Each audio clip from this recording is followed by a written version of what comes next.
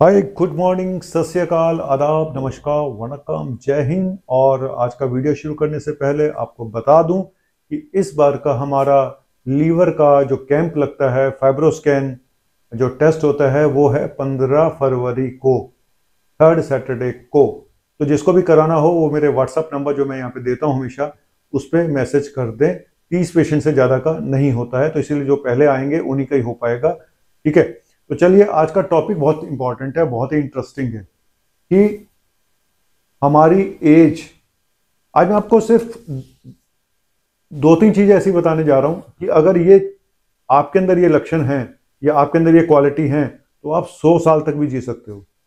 ठीक है, लेकिन वैसे बता दूं कि आपका जो लाइफ स्पैन होता है, जो आपकी एजिंग, मतलब आप कितने साल तक जियोगे, तो बहुत सारी बातों पे डिपेंड करती है।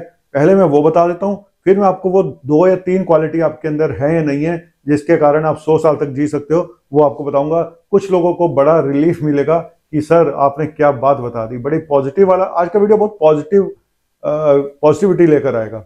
कुछ लोगों के लिए हो सकता है लेकिन वीडियो को ना इतना सीरियसली मत लिया करो। तुम लोग छोटी छोटी बातों को इतना सीरियसली ले लेते हो, फिर रोते हो बैठ के, अरे मैं तो ये, मैं वो। तो क्योंकि चलिए शुरू करता हूं आज का टॉपिक। हमारी जो एज होती है ना, कि लाइफ एक्सपेक्टेंसी, लाइफ स्पैन, बहुत सारी बातों पे डिपेंड करता है। एक तो ये भी डिपेंड करता है कि आप कहाँ रहते हो, इंडिया में रहते हो, यूएस में रहते हो, फिलीपींस में रहते हो, तो वो रेस के हिसाब से अलग अलग चीजें। मैरिटल स्टेटस पे भी डिपेंड करता है। ये देखा गया है जिनकी शादी हो जाती है, बच्चे होते हैं और एक अनमैरिड लोग होते हैं, तो मैरिड लोगों की लाइफ थोड़ी ज्यादा लंबी होती है।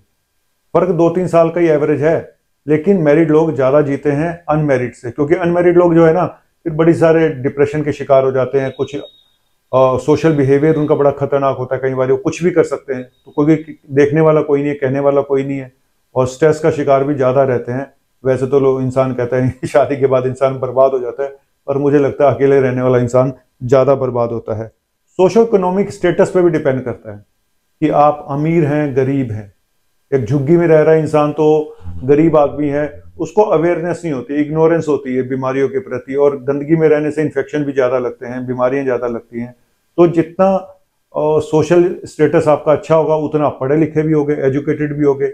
ये भी स्टडी हुई है कि जो बैचलर डिग्री वाले लोग होते हैं, जो ज्यादा पढ़े लिखे होते हैं, वो थोड़ा सा उनकी एज ज्यादा होती है एक अनपढ़ इंसान से। तो देखो, आप इन चीजों पर भी डिपेंड करता है लाइफ स्पैन, है ना। अब एक पढ़ा लिखा इंसान है, उसको पता है कि मैंने ये नहीं खाना, ये नहीं पीना, ये नहीं करना। मैं ये नहीं कह रहा कि सारे पढ़े लिखे कोई मरता नहीं है, कुछ होता नहीं, लेकिन एक एक वो इंसान जिसको कुछ भी अवेयरनेस नहीं है, तो उससे तो पढ़ाई लिखाई से फर्क तो पड़ता ही पड़ता है। प्री नेटल और अर्ली चाइल्डहुड में आपकी कितनी प्रॉब्लम आई। एक बच्चा पेट में है माँ के, और वो कॉम्प्लिकेशन होती हैं, या बच्चा पैदा हो गया तो कॉम्प्लिकेशन है, और अर्ली चाइल्डहुड में प्रॉब्लम रही हैं, तो ऐसे लोगों की भी लाइफ में आगे चल के प्रॉब्लम ज़्यादा आती है, लाइफ स्पैन कम होता है। जेंडर पे भी डिपेंड करता है। फीमेल की 2 साल एवरेज आयु ज़्यादा होती है, करीब करीब मोटा मोटा लगा के चलो, आदमियों से, है ना। खून जो पीती है हमारा आदमी का खून ही कम हो जाता है। मजाक कर रहा हूँ, इसको सीरियसली मत लेना। और जो भारत में लाइफ है, भारत का भी यही हाल है कि भारत में भी जो एवरेज लाइफ स्पैन 70 साल के आसपास है, तो 1-1.5-2 साल का फर्क है आदमी और औरत में। औरतों की, महिलाओं की आयु थोड़ी ज्यादा होती है। ठीक है, और उसके भी कुछ कारण हो सकते हैं। बाकी तो सबको पता है, लाइफस्टाइल, जो डाइट का, फिटनेस का, एक्सरसाइज का, इन सब का असर हमारे लाइफ स्पैन पे पड़ता है। एक इंसान एडिक्ट है, दारू पीता है, ये करता है, वो करता है, तो कुछ नहीं करता है, खाता है, पीता है, ऐश करता है, मोटापा हो गया, ये हो गया, शुगर हो गया, बीपी हो गया। नेचुरली लाइफस्टाइल और डाइट और आपके अपने चीजों पे, कर्मों पे तो आपकी लाइफ स्पैन डिपेंड करता है। अब आते हैं उस बात पे कि 2 क्वालिटी जो मैंने बतानी है आपको। अगर आपका हार्ट रेट लो रहता है, मतलब नॉर्मल हार्ट रेट कितना होता है, 70 से 100 के बीच में। अगर आपका हार्ट रेट, 2 इंसान है, एक इंसान का हार्ट रेट हायर साइड में रहता है 100 के आसपास, दूसरे का 60 के आसपास रहता है, 50 के आसपास रहता है, तो ये जो लो हार्ट रेट वाले होते हैं, जिनका हार्ट रेट कम रहता है, इनका लाइफ स्पेन ज्यादा होता है। इसीलिए देखा होगा एथलीट्स वगैरह जो होते हैं, उनका हार्ट रेट कम हो जाता है धीरे धीरे। तो हार्ट रेट का ज्यादा होना अच्छी बात नहीं है हार्ट हेल्थ के लिए। हार्ट रेट का कम होना अच्छी बात है। जिन लोगों का 50-60 के आसपास हार्ट रेट रहता है, उनका लाइफ स्पेन ज्यादा होता है। एक स्टडी और हुई है कि जो शॉर्ट हाइट वाले होते हैं, जिनकी हाइट कम होती है, वो भी लंबा जीते हैं। ठीक है, टिंगू मास्टर वो भी ज्यादा जीते हैं। ज्यादा हाइट वालों की एज कम होती है। और एक स्टडी और है, वो हालांकि कितनी तार्किक है, कितनी वो है कि ये देखा गया जिनका वेट थोड़ा सा ज्यादा होता है, मतलब जैसे मेरा वेट आइडियली 70 किलो होना चाहिए और मेरा है कितना 72, 73, 74 किलो, तो जिनका वेट थोड़ा सा ज्यादा रहता है, 5% कह लो, तो वो ज्यादा जीते हैं। ये देखा गया जिनका BMI 25 और 29 के बीच में है, उन मतलब नॉर्मल BMI 25 से नीचे रहना चाहिए, है ना, लेकिन जिनका BMI 25 से 29 के बीच में रहता है, उनकी लाइफ स्पैन थोड़ा सा ज्यादा होता है। ये क्यों होता है इसके बारे में मुझे नहीं पता है, लेकिन ये भी एक स्टडी हुई है। तो कुछ चीजें पता नहीं है, जिनका कोई औचित्य पता नहीं है, लेकिन है तो है, अब क्या कर सकते हैं। अब कोई कहेगा ये शॉर्ट हाइट वालों की क्यों ज्यादा होती है आयु, पता नहीं। हल्का सा वेट ज्यादा जिनका है 2-3 किलो, तो उनकी आयु ज्यादा होती है, क्यों होती है मुझे भी नहीं पता है। बड़े सारे इसके लिए वो दिए हुए इन्होंने, लेकिन एक्सप्लेन मैं कैसे करूं मुझे भी नहीं पता है।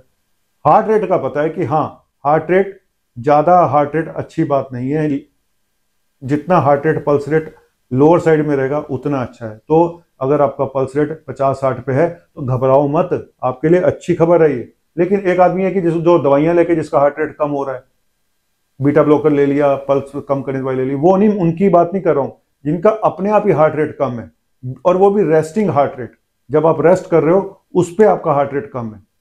तो बस यही मैंने बताना था कि ये 2-3 क्वालिटी अगर आप में है, हार्ट रेट वाली, शॉर्ट हाइट वाली, और वेट अगर 2-4 से 2-3 किलो इमरजेंसी के लिए रखना चाहिए। बीमार हो जाओ 2-4 किलो तो वैसे ही कम हो जाता है ना। और पहले से सुकड़े मरे हुए हैं तो बेचारा, और यार चलिए, चलूं मैं और गाना सुनाऊं या ना सुनाऊं, की फर्क पैंदा है। आपने तो मुझे सब्सक्राइब करना नहीं है, शेयर करना नहीं है, लाइक करना नहीं है, फिर मैं गाना क्यों सुनाऊं बताओ। दिल के अरमा आंसुओं में बह गए। अरे 18-19 हजार बचे हैं 1 मिलियन होने पे, पहुंचा दो भाई। और फिर कैंप का मैंने बता दिया, 15 फरवरी को कैंप है लीवर का, ठीक है, fibroscan liver checkup camp. Thank you very much, शुक्रिया।